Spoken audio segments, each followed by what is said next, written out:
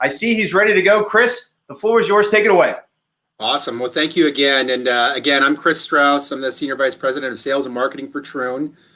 We're the world's largest golf management company, 500 plus courses all over the world, really, in 40 plus states, 30 plus countries. And certainly I'm honored to help support our teams in the field. And, the reality is we work for, individual owners, and we work for owners like you all and to drive more revenue, create efficiencies in your operation. And along the way, we do implement some tactics that drive that are power marketing, if you will. And certainly, Jay and Taylor and Dave challenged us to, can we share some of those power marketing moves that really are moving the needle right now? And, when Troon comes into a club and, you probably, there might be a perception that we have this Troon way of doing everything. Well, there's probably two prongs of doing things. We're implementing things that are best practices that every owner should be doing. If we own the golf course, this is what we're going to do. And then we layer it on with a bunch of Troon marketing horsepower as well. So I'm going to share with you some of those and things that are really, truly going to drive new revenues and move the needle. I always liken sales and marketing in golf to deep sea fishing. And for those that know me, I grew up in Honolulu, Hawaii. And in addition to golf, I love to fish and deep sea fishing. When you go deep sea fishing, if you look at this picture here, you have a lot of different lines in the water. And on each of those lines, you have different lures on those lines. And so part of the golf marketing is no different. You're going to have a bunch of different lines in the water, and you want to have a few different lures on that as well, because you never know what's going to catch the golfer and what's going to get the golfer to come to your facility and ring your register. So think of it in that standpoint, and some of the fun historical photos. I threw a picture in the bottom left corner of one of my grandfather's boats. And that was on Oahu, but ultimately he retired in Kona.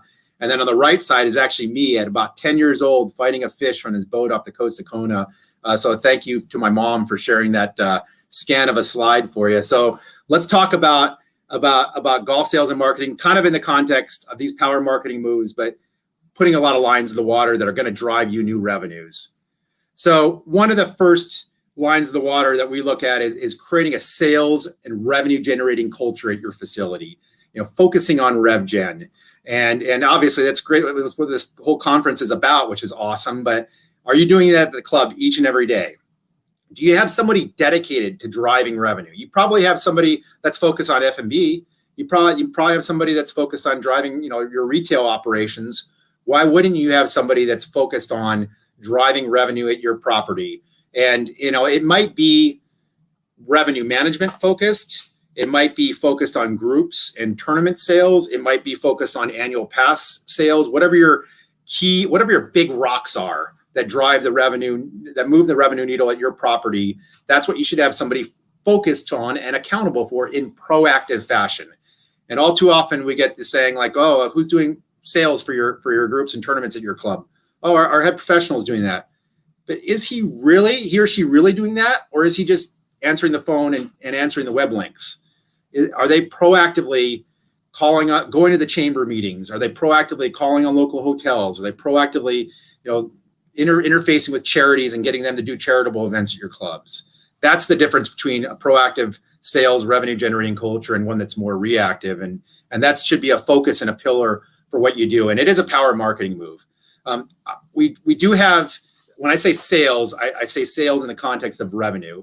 We like to have those positions focused 80% on selling and then 20% on marketing. So just because you have somebody kind of in a sales and marketing role doesn't mean they sit there and take meetings with the local advertising reps all day long.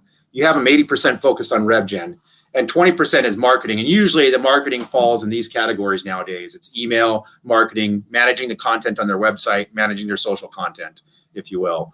What we found is when we do this, we get a great ROI. And this is a little graph here. I've hidden some of the club names, but these are real life examples of the first club on this list, a club that's a 36-hole property, has a salesperson at a $46,000 salary and generates $977,000 in group and F&B revenue sales, a 21-time ROI.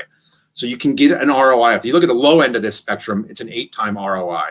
So if you get the right person, you give them the right tools, you give them the right training and resources and point them in the right direction, they can deliver you 8-time ROI to 21-time ROI. So that would be the first line in the water I want to share with you all.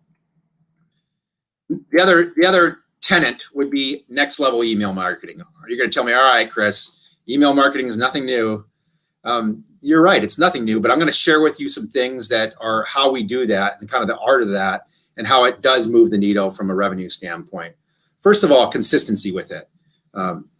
We take over clubs sometimes, or I shouldn't say that word. We manage clubs at some point. We bring in a partnership with some clubs, and we kind of assess everything that they're doing. There was a club that we started managing earlier this year that had been around since like 1994 and had never done an email blast to their database. So how are you taking the data that you have in your T sheet, and exporting that, putting it in an email tool and optimizing that and communicating with your golfers, your past golfers, your frequent golfers, your infrequent golfers. So certainly like creating a consistent email campaign. And when I say consistent, that means like more frequent than never doing it. And I guess like a best case scenario would be like what Southern Dunes does. Brady Wilson's our general manager there, and he has a mantra. He says, we're going to do 52 email blasts in a year. And he puts that up. That's like a deliverable for his team and for the person that's accountable for this. Like, you need to do 52 email blasts. It might be a golf offer one week. It might be golf and food and beverage. It might be merchandise. But we're going to have something to sell and something to communicate. So I want to make sure we're at least communicating on a weekly basis, focusing on benefits, benefits orientation. What's the benefit of the user? What's going to get somebody, especially with as many emails as we all get today, what subject line is going to get somebody to click on that email? I definitely like to avoid using the D word. D word being deals or discount. There's another way to craft that. In our world, in the Troon, deals and discounts not on brand, but there's other ways to do that. Special opportunities, value, etc. And then lastly, I'll share done is better than perfect. Sometimes we send emails. I'm like, we could have done a little bit better, but you know what? We did it. Like that's success there. And this saying was not one that I invented. It was one that I got sitting across the desk from a general manager of a St. Regis resort in Hawaii. And he shared to me, done is better than perfect. And I was kind of shocked when I first heard that. I was like, wow, like from that position, like, and even he like appreciated the fact that getting things accomplished and getting it out, it was better than consistently refining it and not even getting to the point where you want to hit send. So again, done is better than perfect. And again, the 52 emails are better than zero. So focus on next level email marketing. It's going to move the needle because that's what's getting our customers' attention right now, and it is what's driving revenue. I'm gonna challenge you to have a 52-week email marketing calendar. Like, we could lay out the calendar right now. This is an example spreadsheet from a real club that has again showing you what the first 4 months look like. Hey, first week of the year, make your New Year's resolution to play more golf. Like, that should be our message in the first week of the year. We can hit send on that. If you look down here, there's some things like doing some things on President's Day, having some March is National Nutrition Month, leveraging that. At April, doing things around the Masters Week and having a par 3 contest. We can calendar this out and have this at our facilities and put this up on the board.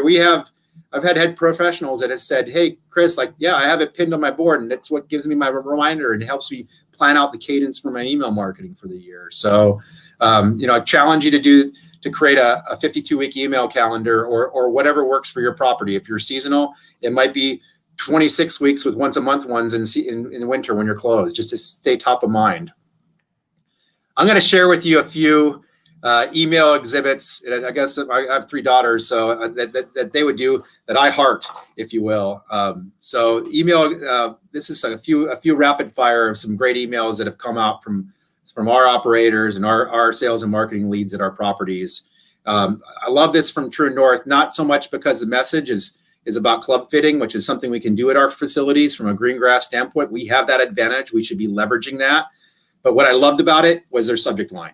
Build confidence in your game. Join our Free Fit Friday. Like, that is benefits orientated subject lines, and that's going to get my attention. It would have been very easy for their subject line to say Fitting Day on Friday, August 28th at 8 o'clock. there's no benefits orientation in that subject line, but they're pushing themselves to be creative, be out of the box, and create a benefits oriented subject line. Another email exhibit that I'd certainly love was one we saw recently from Monarch Beach Golf Links. This is a club that's managed by OB Sports, which is in the Troon family of brands. And Eric Lohman and the team pushed out a really cool video that was talking about safe and socially distanced golf outings and how you can do that, how you can have a golf outing today with digital scoring using Golf Genius, and with doing something creative on the F&B gathering instead of not having a gathering, doing box lunches or on-course food and beverage, and obviously doing it 6 feet apart, wearing masks, etc. And so they sent this out. There is a link that's out there to the video. Certainly hit me up if you want to see the video. I can share it to you, share you this email example. Again, a good best practice as an industry we should be doing more of, that's educating the general population that we can do golf outings in a safe fashion with social distance, tee times versus shotgun, digital scoring, etc., and modified food and beverage experiences. So props to the team at Monarch Beach for being forward thinking on this and pushing this out via email to their database, because their database probably has some people that plan group outings or are aligned with charities that could do something that thought, man, I probably couldn't do it this year, but now they're changing their mindset that you absolutely can. We'll go back to Troon North. Another example A, I love this because it ties instruction with giving a product to the customer. So you get a short game clinic and you get the new Jaws wedge, and it's $159. It's not that much different than the price point of the wedge retail wise anyway. And certainly our partners in Callaway have done a great job of providing us some opportunities to do creative things like this, and our teams on the ground are figuring out creative events like this to do, and doing it with social distancing and limiting the quantity of people, etc. And then obviously the benefits oriented subject line is what I really love the most too. Chip it closer with our short game clinic. That's a benefits oriented subject line. I love this example from the Lodge of the Four Seasons, which is in the Lake of Ozarks area. This was done in August when it was hot, it was humid, and so why not embrace that? Yeah, it's hot. The summer is super hot at the Lodge, and there's a golf offer that it includes a super hot sleeve of golf balls. And the other thing I love about this is it's all the bright colors. Like if this hits your email inbox, it is totally different than any other golf course email marketing message that you get. So I challenge you all to think differently and try to come up with things that look different and get people's attention. And in this case, this is taking what was a negative and flipping it around and making it kind of a positive and having fun with it along the way too. Right when the depths of the shutdowns and the pandemics were happening, we all kind of had to pivot right away on our sales and marketing efforts. In Arizona, we were able to keep the golf course open, and we had to market in a way that was super sensitive to the fact that the world was saying stay home. But how do we still tell people come out and play golf? And certainly it was a challenging time for all of us. And but we figured out some ways to do it in creative fashion. We got hyper local and hyper targeted. So this was promoting the Arizona courses, targeting an offer, Troon Rewards opportunities near you. So it was hitting zip codes right around the clubs. And if you read the lead in, you may or may not be able to see it, but it says, for those that are looking to stay active, get outside and enjoy the sunshine during these challenging times, we want to share with you these opportunities that are near you. And the other cool thing about this was targeting our rewards database. These are people who have played golf and are spending money.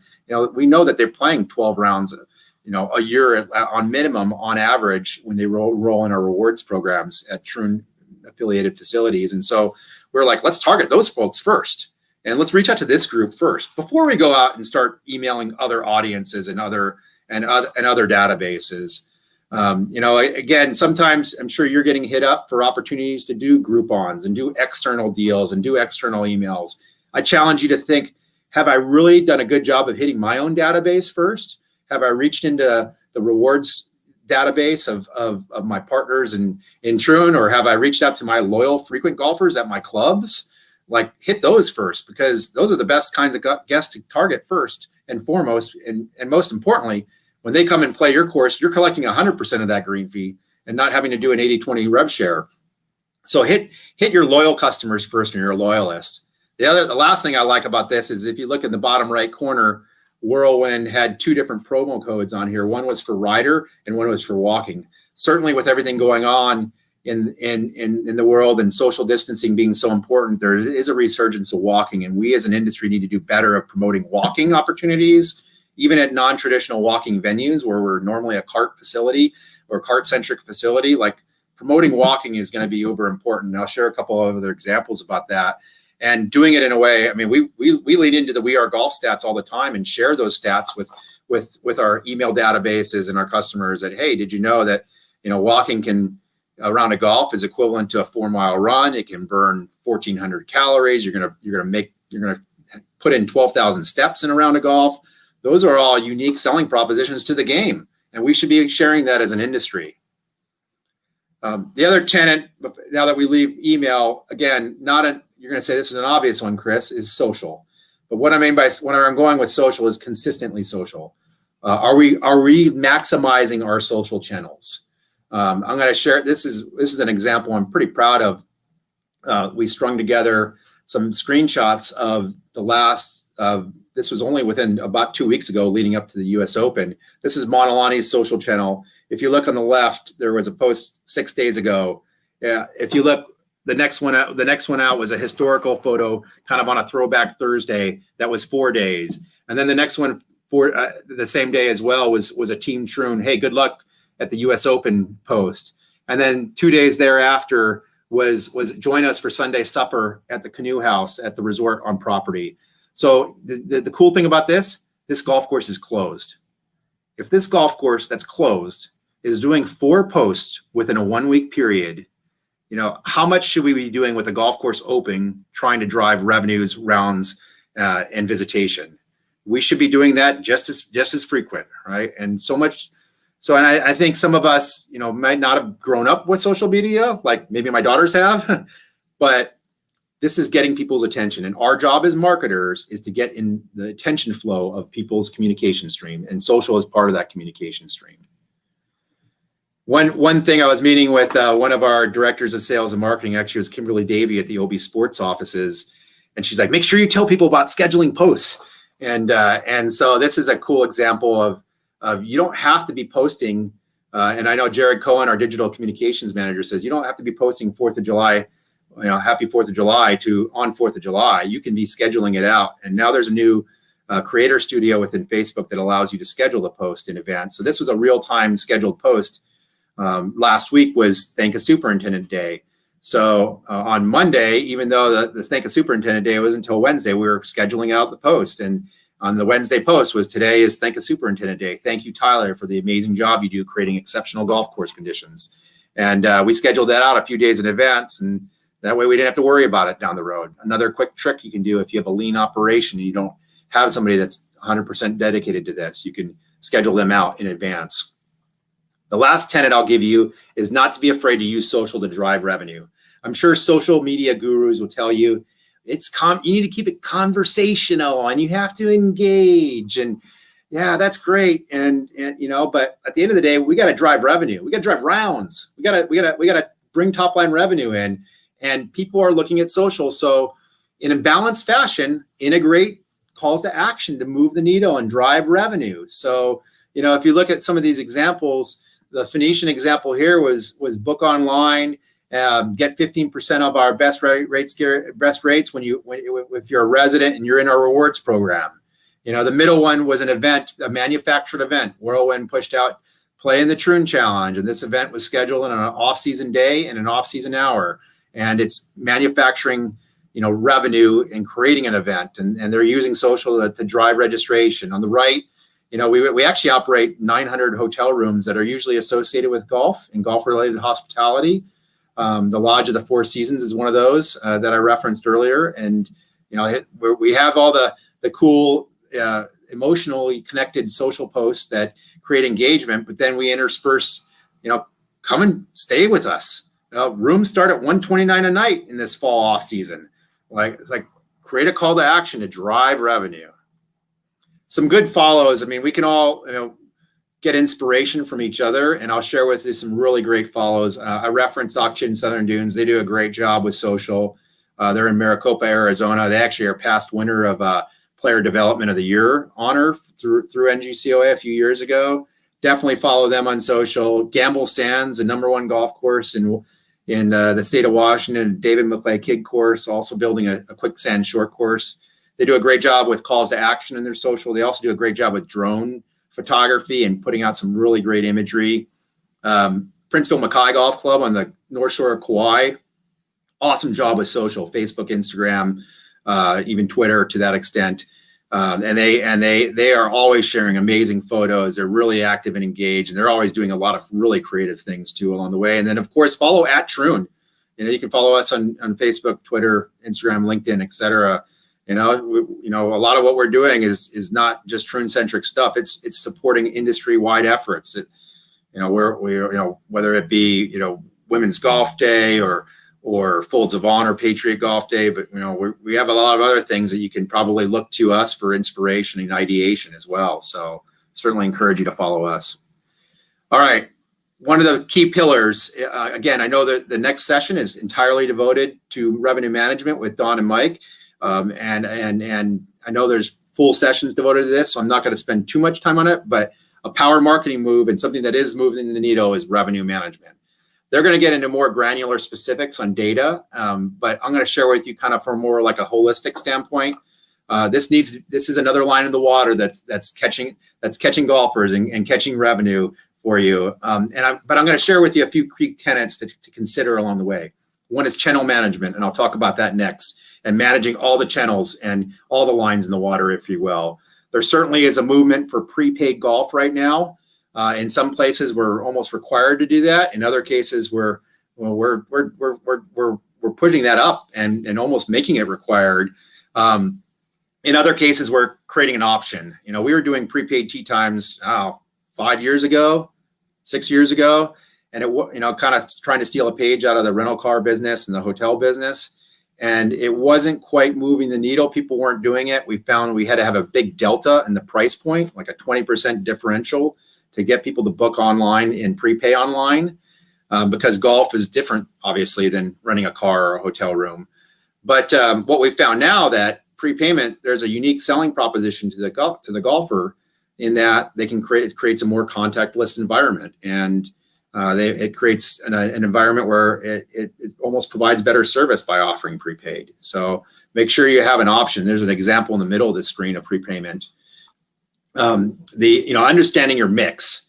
Revenue management isn't just about driving rate up or potentially creating, opportunities in lower utilized time. It's also controlling the mix of the golfer population. What I mean by that is, are you pricing groups properly?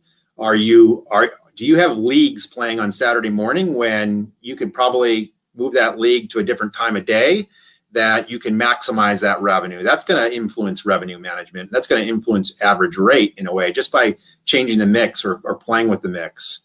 Using green fees to drive ancillary spending. In the middle of the screen, you see that there's a golf and deli combo upsell item on here. And then proactive modeling versus reactive data analysis. And I'll talk about some tools that can help you in proactive looking forward. And then how do we look back on what we just did to kind of learn from that and move forward in positive fashion. So what is working in revenue management is not just creating a rate strategy for a season.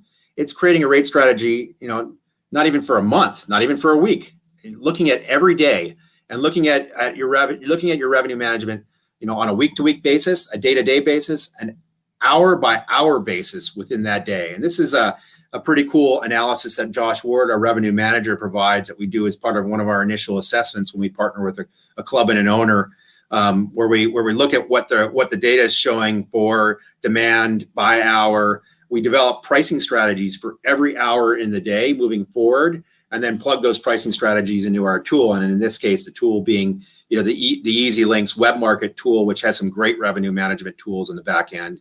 And so I would encourage you to look at your revenue management, not just what our rates are going to be for the season or for this month. Look at it on a day-by-day basis, on an hour-by-hour basis. And a lot of great tools that will help you with that. And I'll speak to some of those as well in the next slide. The channel management, I referenced that on the front end of the revenue management slide. And this is additional lines in the water. So Golf Now and Tee Off, those are channels, and those are lines in the water that can catch golfers and can bring golfers to your facilities.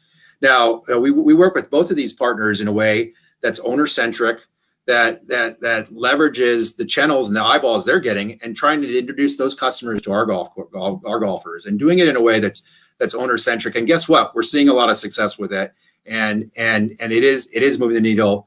It is a power move. It's not indifferent from the way the hotels are. The hotel model, obviously we're trying in the hotel world, we're trying to get business directly to our resorts, and we're trying to get customers to book on our resort centric websites. But guess what?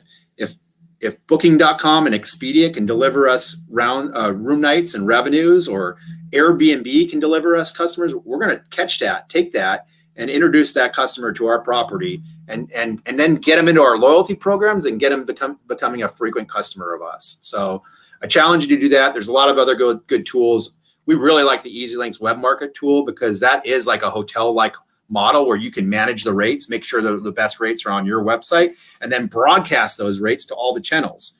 And in this case, the channels being here, Golf Now and Tee Off. So leverage the channels to your advantage and get every golfer you can. As Led Zeppelin said, like, squeeze that lemon, and get every drop, and then turn that customer into your lifetime customer as well. I said I was going to share some tools for proactive marketing, modeling, and reactive data analysis as well. From the proactive side, I referenced EasyLinks, their dynamic pricing tools, their web market tool. Golf Now has a revenue management tool for proactive modeling looking forward, where you can create strategies by day and by month.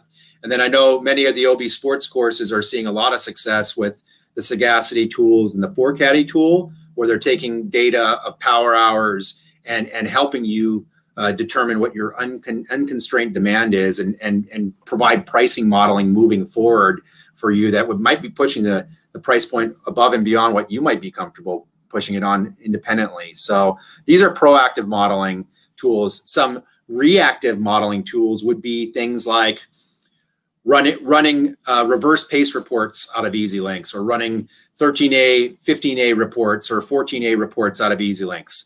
It would be participating in benchmarking, i.e. formerly Orca, and looking at how you did relative to your comp set. Those are all reactive data analysis, and all things as an industry we should be doing. We should be taking pause and look back with how we just did, because that's going to help shape our strategies for the future, and then concurrently look forward in proactive fashion. This was an example, a real-time example of a pace report, and is kind of a look back, if you will, in more the reactive mode of how the club is done in July, August, and September. It's XYZ Golf Resort. I'll share with you, it is on the East Coast. It's a seasonal property, 36-hole facility. And if you look back, we can kind of look back. All right, how did we do? All right, golf rounds were up, 2,000 golf rounds over prior year, 25% over prior year. Our average rate, we saw a little bit of collective lift of $1.64, which, every dollar counts. That's a win.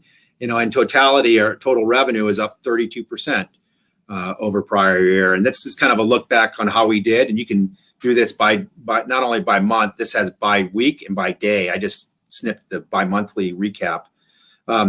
Guess what? Back to channel management. This club is also on Golf Now, and we grew revenue from $100,000 from that channel to $250,000 in that channel so far year to date. So, we're capturing more revenue from that channel and that line in the water, if you will, and then B, the totality of the facility. We're doing all the other things to drive business direct, to drive average rate up, to capture more rounds, to do more proactive email marketing, social, et cetera. So the top line revenue growth is up 32% over prior year. So again, tactics you can implement at your facility for sure. One of the other lines in the water, which is kind of a newer line, I think, if you will. I mean, it's not new, but it's working right now, especially in the pandemic era we're living in, is cause marketing. We really believe that people do business with businesses that are doing good things. The PGA Tour does a good job of speaking to the totality of the charitable dollars that are raised at all PGA Tour events. We need to be doing more of that in golf and sharing the stories of how much money we're raising for charities, how much we're helping the community. And you can do this in a way that drives your business, and it can be good for your business, and it can be, good for golf. And then the best thing that is, it's just the right thing to do with where we are in the world. This is a Troon card promotion we did. We did an Arizona summer card. We actually launched it on April 2nd. So think about the kind of lives we were leading on April 2nd. And I was kind of nervous about it. I'm like, I don't know if we're going to get anybody to sign up for an Arizona summer card. But we said, well, you know what? We're going to tie it to the cause. We're going to donate, a big portion of whatever we raise to the St. Mary's Food Bank, who has a need right now.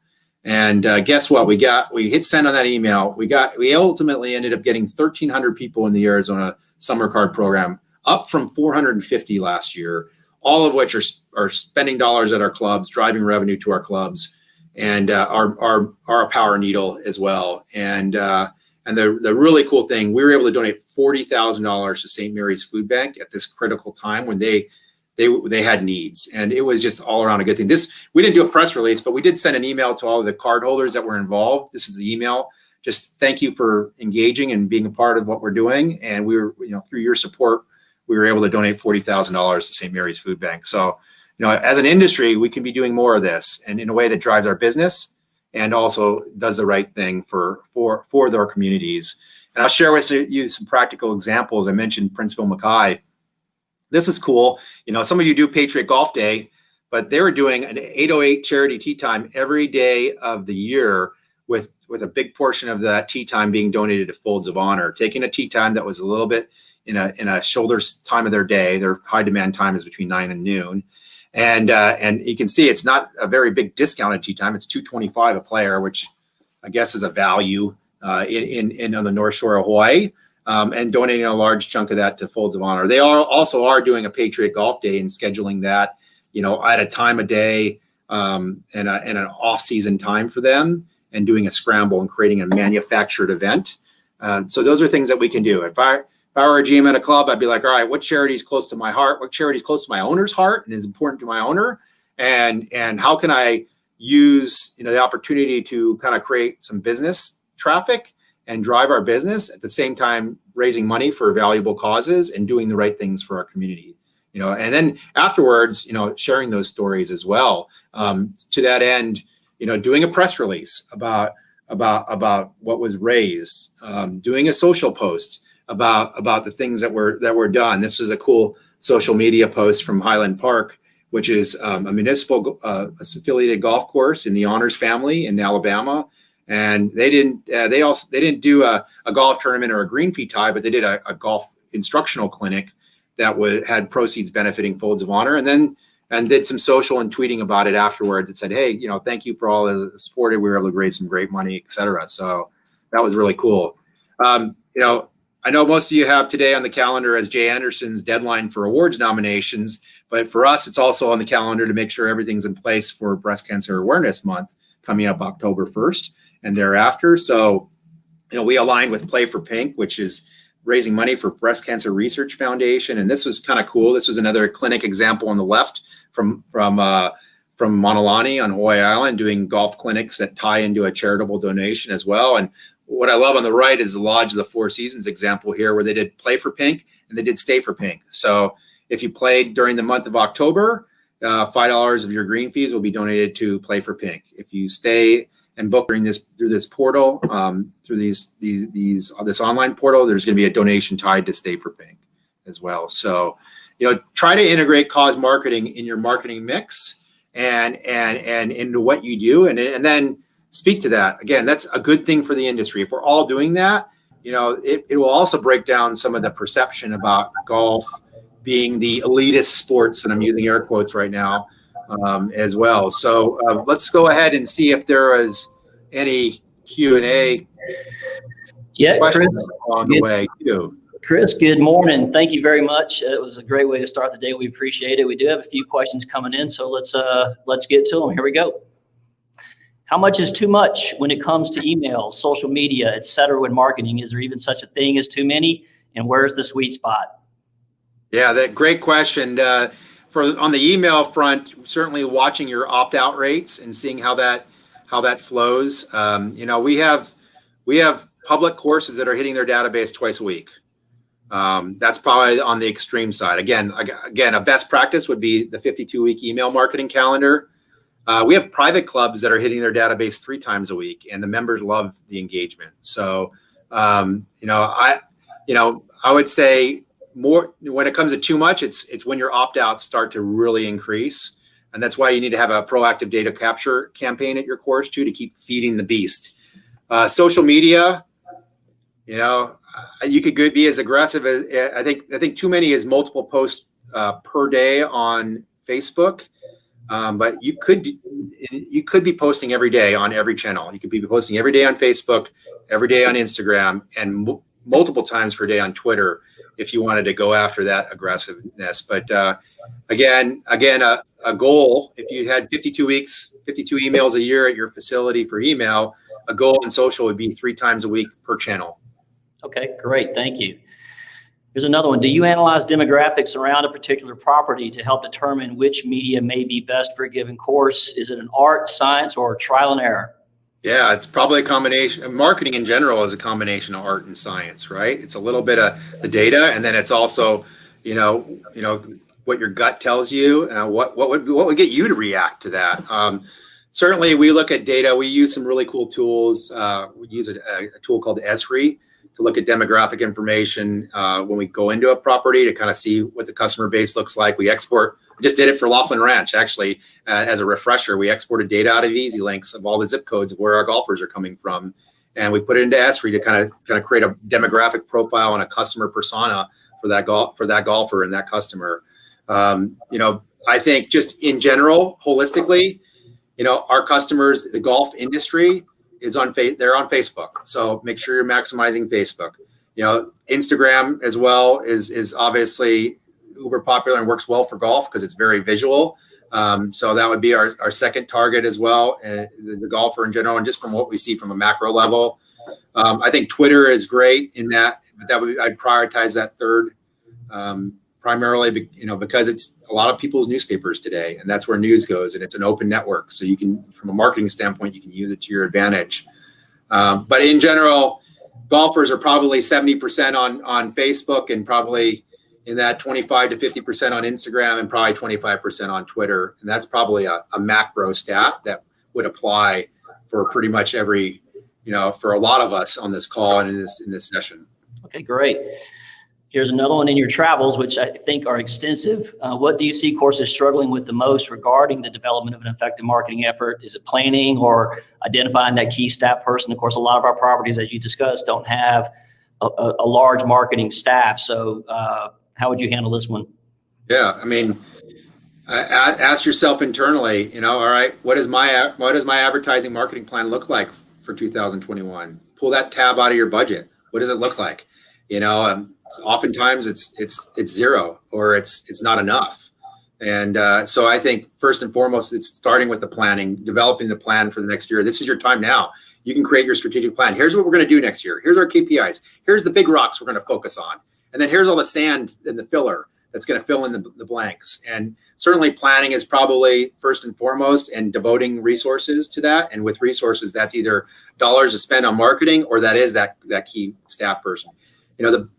Again, I led with creating a RevGen kind of mentality and a sales-oriented culture. Having somebody focused on that at your property is uber important. And it doesn't have to be that dedicated $46,000 a year person that I referenced.